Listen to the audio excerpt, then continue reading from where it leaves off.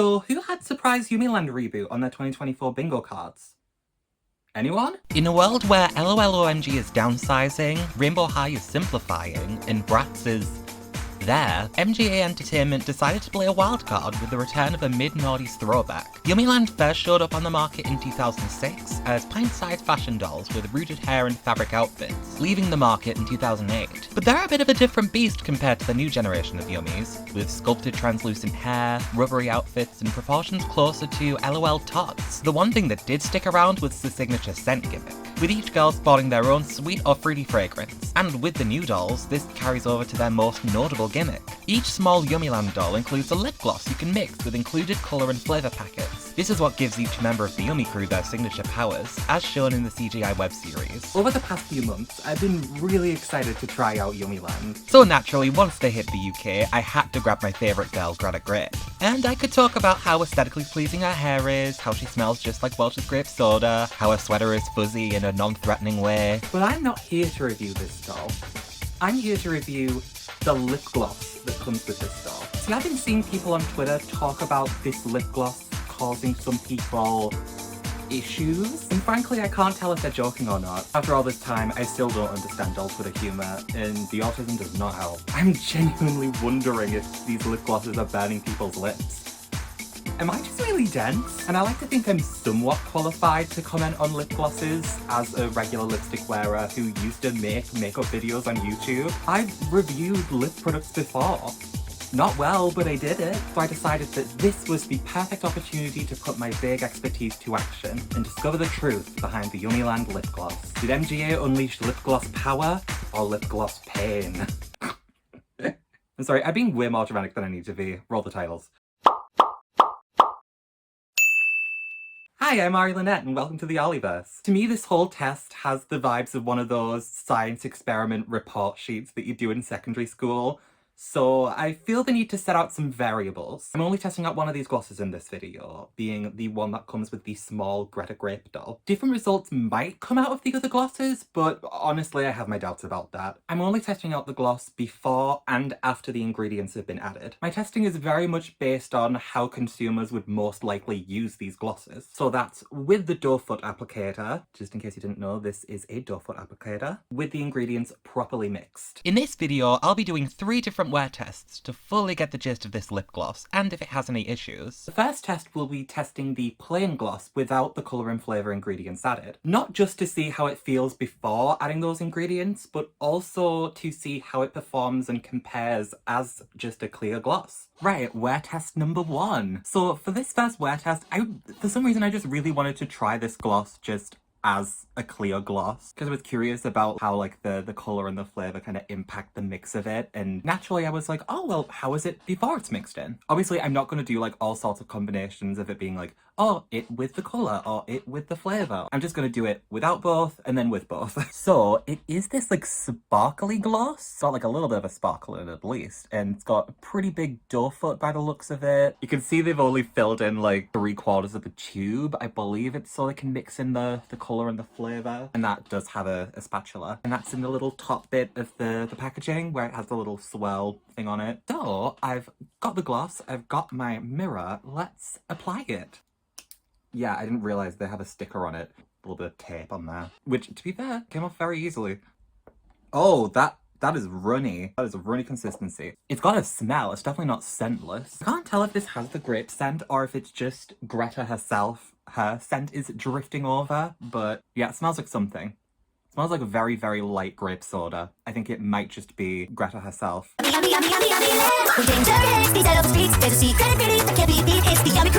Ooh, definitely very slippery. So it is a lot thinner than a lot of the clear glosses I use, but I think it's just a different texture. This is a lot more like wet and a lot more liquidy. I don't feel like I'm getting any real reaction or like a tingle or anything. It's just kind of sitting. It's fine. Yeah, it's shining nicely enough, but it's like, it almost doesn't feel like a lip gloss. It feels more just like leftover sauce. Either way, it does feel quite different to like a clear lip gloss. So in terms of a clear lip gloss, I wouldn't necessarily use this. I would just use one of the clear lip glosses that I already have. And you can get one of those for like the same kind of price as a Yummiland doll. So like the NYX Butter gloss or the Colourpop So Juicy gloss. So those are my thoughts on this as just a clear lip gloss. And when I come back, I will add the colour and the flavour. For some reason, I decided to mix the ingredients on camera, and I'm wearing my glasses in this next shot so I can actually see what I'm doing. Oh, that missed it. Trying to like really squeeze this out. I don't know if I'm getting it in there. Mix it like so. It's kind of all selling a bit at the top right now, but... Oh my god, I feel like I'm mixing it and it is doing nothing. Alright, flavour. How the hell do you open the flavour pot? Oh, yeah, it's like that. Oh, that's nice, a little nozzle. Smells like grape. A lot like Welsh's grape soda, which I love.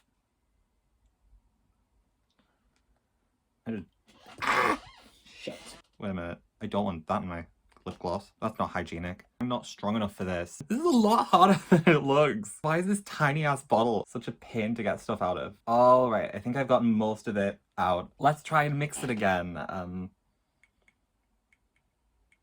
Okay, it's mixing a little bit better. So I'm mixing it up like this. Hold on. This is like no help. My fingers are blocking everything. And then what I'm gonna do, I'm gonna mix it with the dough foot, because I find that works a lot. And then for good measure, giving it a shake. You saw how bad I was at mixing that, so I'm gonna need to do that. So here is our mixture. It is all, I think all mixed up.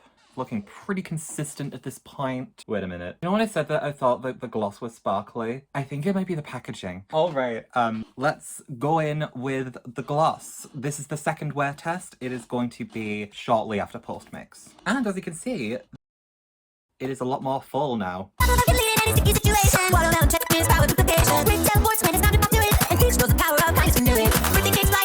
Here we are. This is the complete lip gloss. It's very much like a sheer wash of colour. Like, it's not really showing a great deal of the purple, which, to be fair, I don't mind. I like a sheer gloss, personally. I just think that that would work better than this colour as a gloss. I do like that it is a little bit more sheer. Sorry, that does smell very nice. I nearly shut that up my nose. You know how, like, a couple of years back, they introduced those, like, instead of getting the flu vaccine, you could get, like, the shot up your nose to do it instead. Like, that only gets the grape flavour. But overall, I don't think the two really change the texture at all. It still feels liquidy. Still feels very, like, it could probably come off very easily. It's still very like that. It doesn't really change anything on that front. I'm also not getting the foretold tingle or sting. This does not feel tingly or stingy at all, but it does smell nice. So my verdict on this gloss is that so far, it is fine. The texture is still the texture of that clear gloss, which is not my absolute favourite, but you know, it's decent, and it smells like grape. And I like that a lot, so. I will be coming back on another day to do the rest of the testing, so for now, bye. The third test would be testing out the mixed lip gloss after it had settled for a while. I filmed those first two tests on the Friday when I got the doll, and then I filmed this next test on the Wednesday afterwards. There was no time traveling involved in this video. So after 5 days of settling, here's how that went. Alright, wear test number 3. So I actually turned on my ring light for this one, so hopefully you can see the shine a little bit better than in those past two tests. I'm just checking in before work, and I'm going to see how this has settled. It has been 5 days since my last test. You can see I've popped it on the keychain, and now I'm going to try it and see how it is after that kind of settling period. Yeah, taking this off with the keychain is actually a lot harder. Still just as liquidy as ever.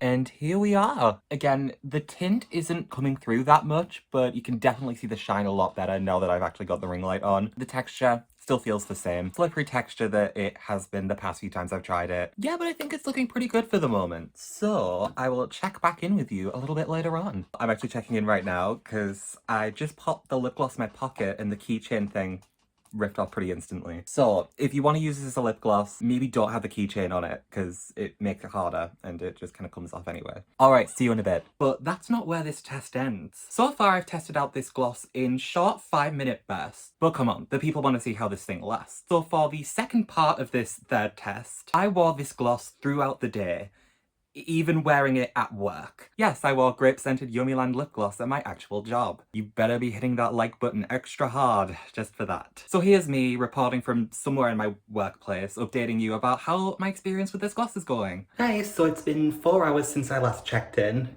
Yes, I'm in a bathroom, don't judge me. So the one thing I can say very confidently about this gloss is that it does not last with food. It just doesn't. It's left a little bit of a sheen, but this is even after reapplying. Like, I've had my lunch and some snacks and it's just like, it's over. But it is pretty easy to reapply, so like, you know, it's an expected part of lip gloss life, I guess. It doesn't really affect the taste of any of the food. It almost just kind of tastes sterile. The scent is there. Everything else just kind of tastes normal when you have the gloss on. I don't know what to say. No burning, no stinging, just like fine, even after reapplying. So yeah, I'll update you with my final thoughts when I get back home. Yeah, so I've just had my dinner and I can pretty confidently say this gloss doesn't really like to stick around when food's involved, especially greasy food. It's not like a complete like wipe clean situation, like you still get a bit of a leftover glossiness, but it does take off most of it. Shocking, I know, the kids' lip gloss is surprisingly not very long lasting. But I have to say, I was expecting this gloss to be more of a pain. Not as in like literally, but more as in I would notice the slipperiness more and it would just kind of be off-putting to me. But I didn't really feel that, honestly. It almost like set in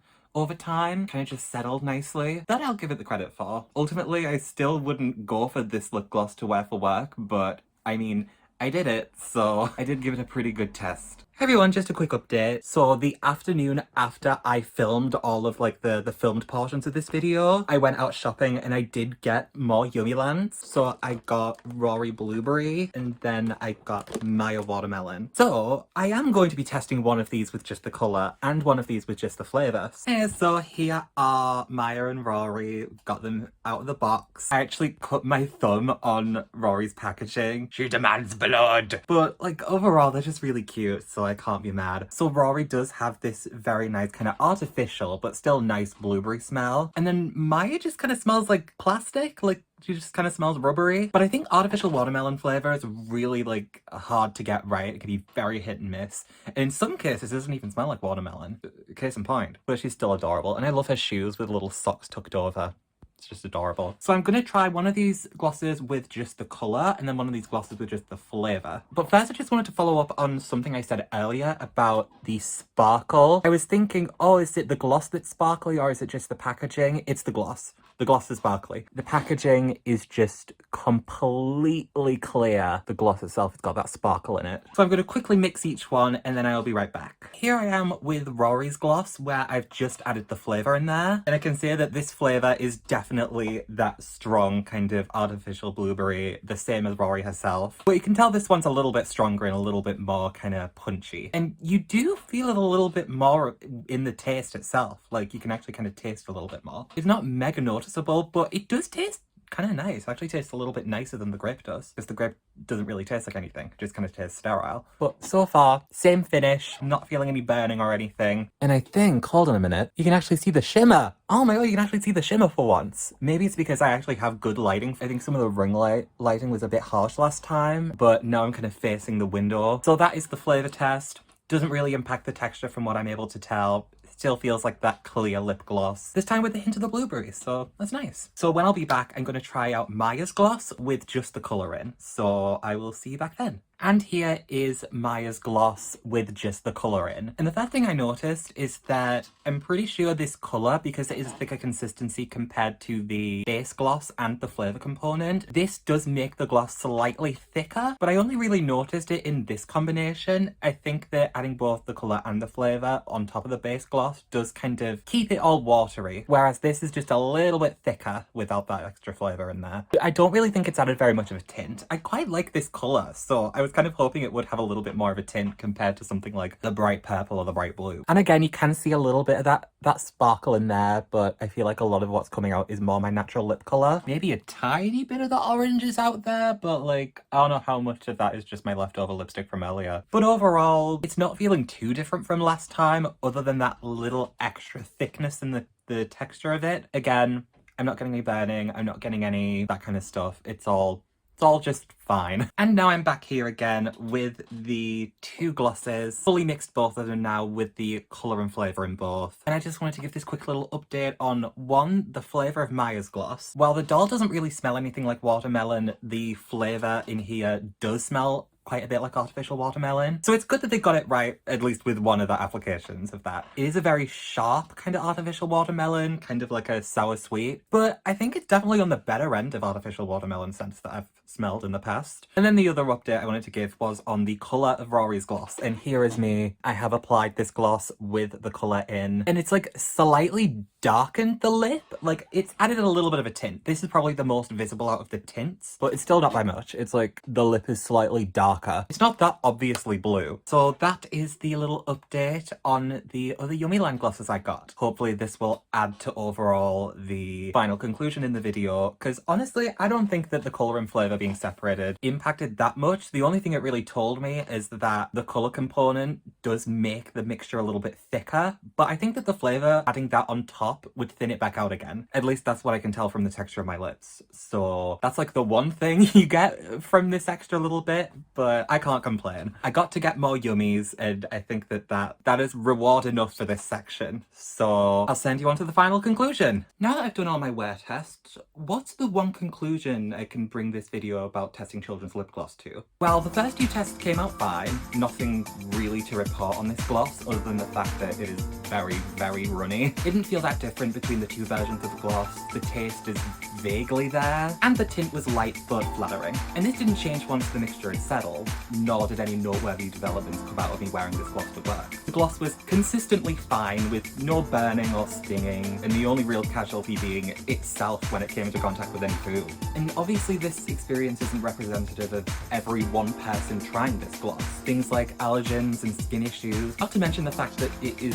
just one of the 6 flavours being tried. But I feel like I can solidly put to bed the burning lip gloss rumour for now. So if it's not a quote-unquote bad lip gloss, is it a good lip gloss? I'd say mid is a way more accurate descriptor. The taste isn't offensive. I think I described it as sterile in one of my test runs. The scent is nice, but only really noticeable if you sniff the applicator. But most crucially, the texture is just way too slippery for my liking. The watery consistency has one benefit in that it's not particularly sticky, but I honestly prefer something a little bit thicker in consistency. I have this pink squeeze tube gloss that I got in this set with my Rainbow High tumbler, and it's genuinely something I wear out from time to time, and not even just to humiliate myself on the internet. It's got a nice texture, not too thick and not too watery, it's got a subtle but visible tint, and it's got Bella Parker on it. What's not to love? So when I judge the Yummiland gloss, I'm not comparing it to some high-end product, as much as I love my Fenty gloss one, but rather the more affordable glosses,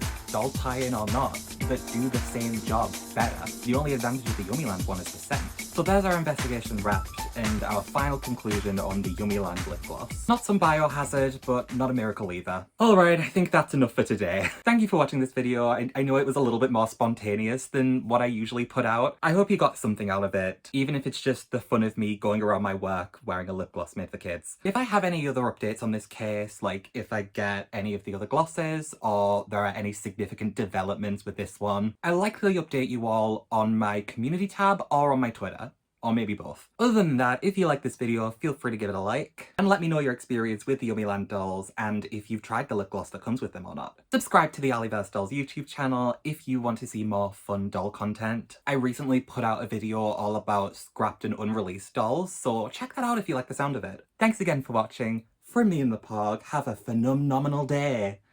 Get it? Because num-noms are in Yummiland now.